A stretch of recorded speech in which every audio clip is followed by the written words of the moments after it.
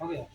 Verb के अंत में एस और ईएस का प्रयोग हम बताए थे, और बहुत दिनों के बाद आज फिर ग्रामर पर वीडियो बना रहे हैं रिस्पॉन्स मिलने के बाद।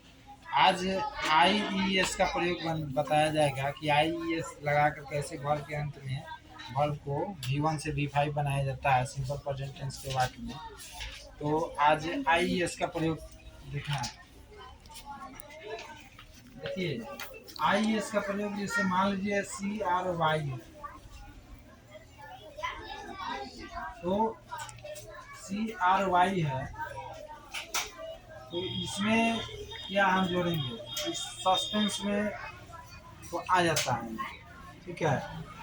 तो इसमें CRY है, तो CRY में देखना क्या है। अभी जैसे मान लीजिए अभी उस दिन हम बताए थे कि PLAY, वाई कॉन्सोनेंट था तो इसमें हम ए लगा दिए, क्योंकि इसमें और इसमें बहुत अंतर है। ये हमारा वॉवेल अक्षर था इसलिए इसमें एस लगा।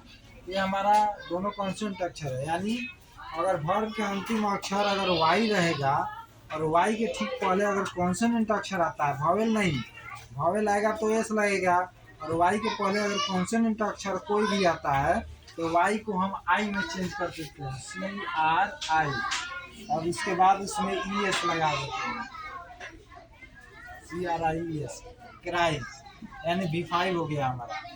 इसी तरह हो गया ALY, फ्लाई, तो इसमें भी देखिए वाई है और वाई के ठीक पहले कॉन्सोनेंट अक्षर है, यानी अगर वर्ब का अंतिम अक्षर वाई रहेगा और वाई के ठीक पहले अगर कोई कॉन्सोनेंट अक्षर आता है तो वाई को हम आई में बदल देते हैं और ES का प्रयोग कर देते हैं, जैसे FLI, इसके बाद इसमें हम ES लगा देते हैं, ठीक है।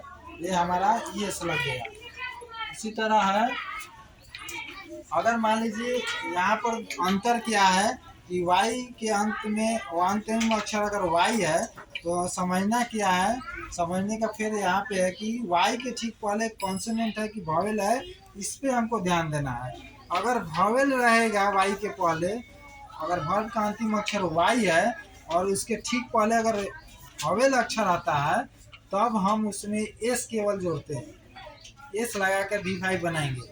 अगर अंतिम अक्षर y है और उसके ठीक पहले वाला अक्षर अगर मान लीजिए कॉन्सोनेंट अक्षर आता है, वॉवेल अक्षर नहीं आता है, कॉन्सोनेंट अक्षर आता है, तब हम उसमें क्या करेंगे कि y को हटाकर उसके बदले में i लगाएंगे और उसके बाद उसके अंत में ES जोड़ देते हैं।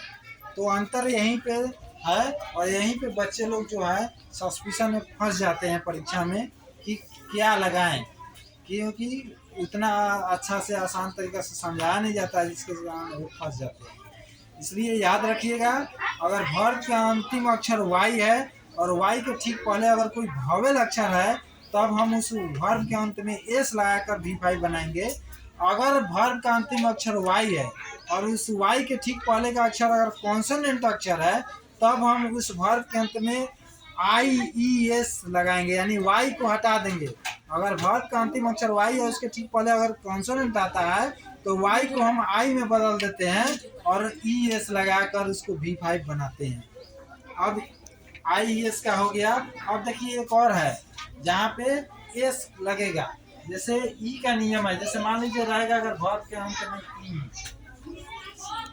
तो इसमें हम जो है केवल S लगाते हैं। ये अलग से नियम आता है, ये अपवाद में नियम है, ये अपवाद में बोला जाता है इसको। अगर जिस वर्ब के अंतिम अक्षर ई रहेगा, वॉवेल से मतलब नहीं है, कॉन्सोनेंट से मतलब नहीं है, जिस वर्ब का अंतिम अक्षर ई रहेगा उसके अंत में हम केवल एस लगाते हैं, ES नहीं लगाते हैं। यहाँ सारे नियम टूट जाते हैं। और ये ई का जो नियम है अपवाद में आता है, जिस वर्ब का अंतिम अक्षर ई रहेगा उस वर्ब के अंत में हम केवल एस लगाकर V5 बनाते हैं, यानी वर्ब का पांचवा रूप बनाते हैं V1 से।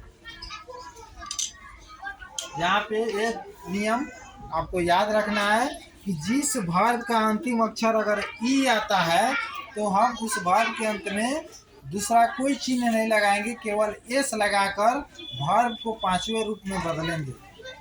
पहला जो है IES का नियम हो गया कि जिस भर का अंतिम अक्षर वाई होता है और वाई के ठीक पहले वाला अक्षर अगर भावेल होता है तो उसमें हम केवल एस जोड़कर उसको V5 बनाते हैं, और जिस भर का अंतिम अक्षर वाई रहता है और वाई के ठीक पहले वाला अक्षर अगर कॉन्सोनेंट होता है तो उस भर के अंत में हम वाई को आई में बदल देते हैं और अंत में हम ES जोड़कर उसको V5 बना देते हैं। एस और ES, IES और ES का यही नियम है चेंजिंग करने का। आप लोग देखिए, अच्छा लगे तो सब्सक्राइब जरूर कीजिए, क्योंकि आप लोग देख लेते हैं सब्सक्राइब नहीं करते हैं, तो सब्सक्राइब जरूर कीजिए, शेयर कीजिए, कमेंट कीजिए, लाइक कीजिए, और अगर कोई क्वेश्चन है तो कमेंट में दीजिए, और कोई आगे चलना है तो कमेंट में दीजिए ताकि हम उसको सॉल्व कर सकते हैं। Thank you.